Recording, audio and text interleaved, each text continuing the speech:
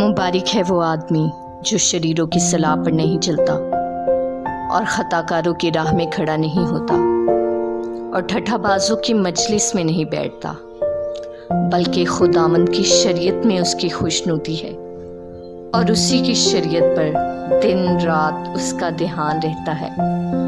वो उस दरख्त की मानित होगा जो पानी की नदियों के पास लगाया गया है, जो अपने वक्त पर फलता है और जिसका पत्ता भी नहीं मुरझाता।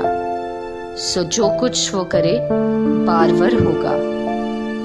शरीर ऐसे नहीं, बल्कि वो भूसे की मानित है जिसे हवा उड़ा ले जाती है। इसलिए शरीर अदालत में कायम ना रहेंगे, ना खताकार सादिकों की जमात में, क्योंकि खुदावंद सादिकों की राह जानता है, पर शरीरों की राह नाबूद हो जाएगी।